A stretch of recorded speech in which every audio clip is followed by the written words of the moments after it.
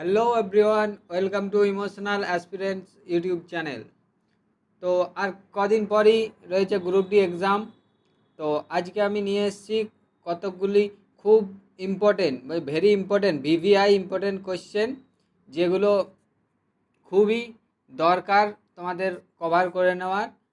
সামনে group D এক্সামে অবশ্যই আসতে পারে। তো তোমাদের যদি এই পিডিএফটা প্রয়োজন হয়, চ্যানেলটি সাবস্ক্রাইব করে এবং তার স্ক্রিনশট নিয়ে স্ক্রিনে দেওয়া হোয়াটসঅ্যাপ নাম্বারে স্ক্রিনশট পাঠিয়ে দেবে, আমি তোমাদের পিডিএফ প্রোভাইড করে দেবো। তো চলো ভিডিওটা শুরু করা যাক। প্রথম প্রশ্ন আছে আমাদের, শিক্ষাশ্রী প্রকল্পের অধীনে রাজ্য সরকার কোন গোষ্ঠীর ছাত্রদের বৃত্তি দেয়?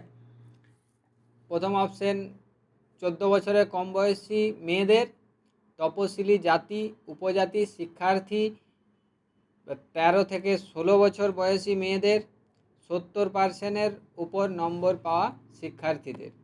তো এর অপশন হয়ে যাবে বি, তপশিলি জাতি বা উপজাতি শিক্ষার্থীদের জন্য।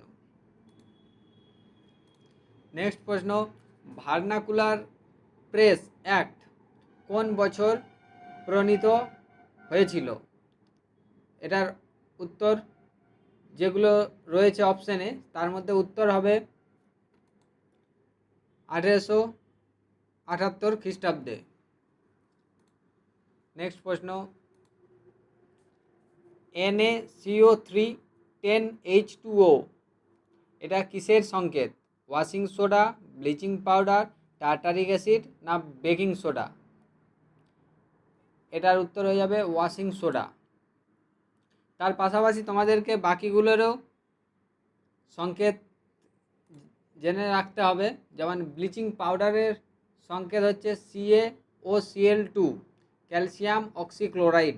টার্টারিক অ্যাসিডের সংকেত C4H6O6। আর বেকিং সোডা হচ্ছে NaHCO3, সোডিয়াম বাইকার্বনেট। কিংবা ঘুরিয়ে এরকমও আসতে পারে, সোডিয়াম বাইকার্বনেটের সংকেত কি? তখন এর উত্তর হয়ে যাবে NaHCO3 বা baking soda. Next question, Adil শাহের সমাধি গোল গম্বুজ কোন রাজ্যে অবস্থিত? আদিল শাহের সমাধি গোল গম্বুজ কোন রাজ্যে অবস্থিত? এটা হচ্ছে অপশান আছে কর্ণাটক, 2 হচ্ছে তামিলনাড়ু, 3 হচ্ছে কেরালা, 4 হচ্ছে তেলেঙ্গানা। এটার উত্তর হচ্ছে কর্ণাটক। নেক্সট কোয়েশ্চেন, 2011 সালের আদমশুমারি অনুযায়ী নিম্নলিখিত রাজ্যগুলির মধ্যে কোনটি লিঙ্গ অনুপাত সবথেকে বেশি? কেউ ভুল করে উত্তরপ্রদেশ করে দেবে না যেন। এটার উত্তরপ্রদেশ কেননা নয়, ও জনসংখ্যা বেশি আছে, কিন্তু বলেছে লিঙ্গ অনুপাত সবচেয়ে বেশি কোন রাজ্যে? এটার উত্তর হয়ে যাবে Meghalaya. Next question,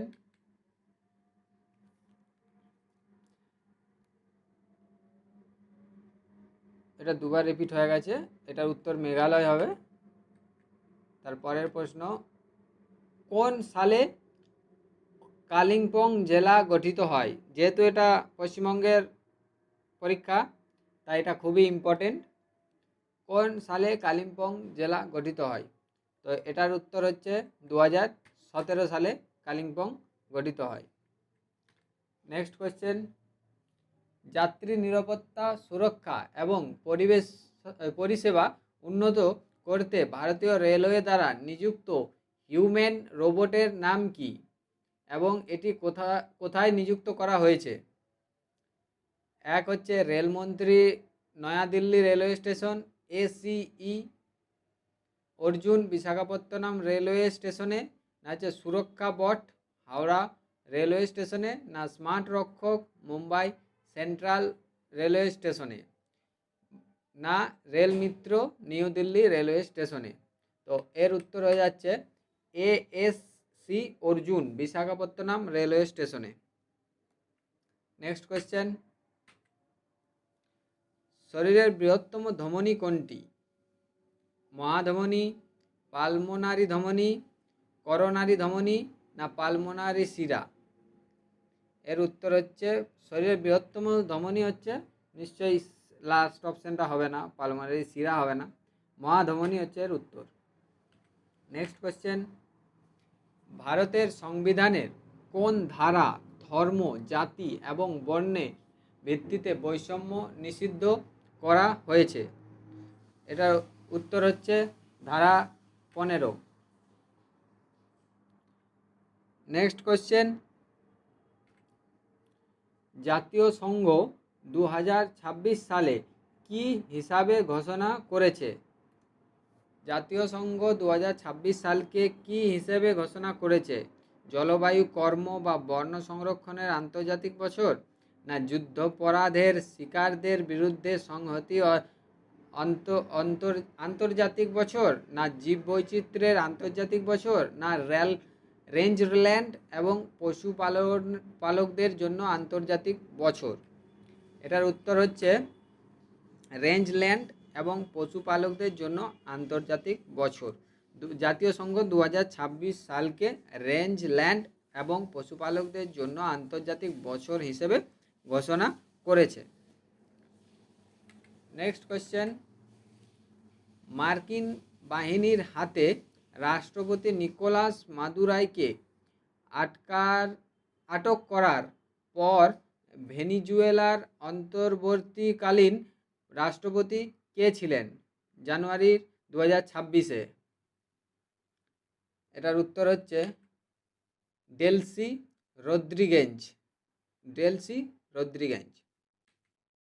next question, নেফ্রনের পরিস্রাবনের একক কি?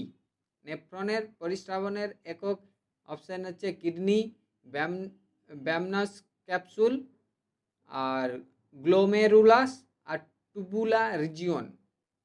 এর উত্তর হচ্ছে গ্লোমেরুলাস।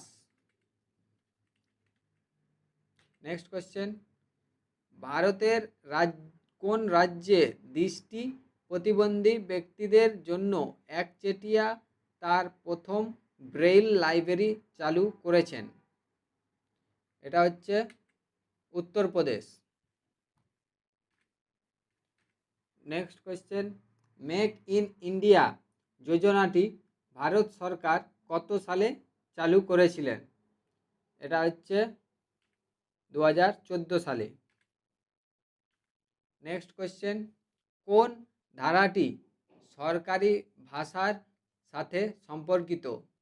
সরকারি ভাষার সাথে সম্পর্কিত কোন ধারাটি? ধারা 88, না ধারা 123, না ধারা 343, না ধারা 301? এর উত্তর হচ্ছে ধারা 343 হচ্ছে সরকারি ভাষার সাথে সম্পর্কিত। নেক্সট কোয়েশ্চেন, নিম্নলিখিত ব্যক্তিদের মধ্যে কে ভারতরত্ন প্রথম ক্রীড়াবিদ? মানে যতগুলো খেলোয়াড় আছে তার মধ্যে কে সর্বপ্রথম ভারতরত্ন পেয়েছে? এ সচিন টেন্ডুলকার, ধ্যানচাঁদ, মিলখা সিং এবং কপিল দেব। এখানে ভারতরত্ন পেয়েছে শুধুমাত্র সচিন টেন্ডুলকার, সুতরাং সচিন টেন্ডুলকারই রাইট অ্যান্সার। নেক্সট কোয়েশ্চেন, পশ্চিমবঙ্গের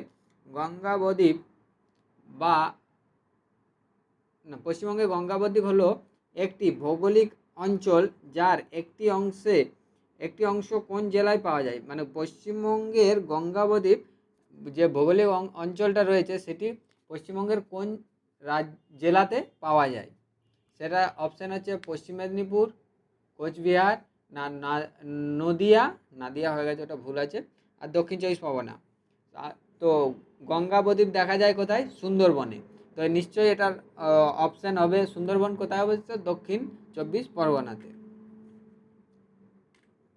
নেক্সট কোয়েশ্চেন, নিম্নলিখিতদের মধ্যে কোন সুলতান অশোক স্তম্ভ দিল্লিতে নিয়ে আসে?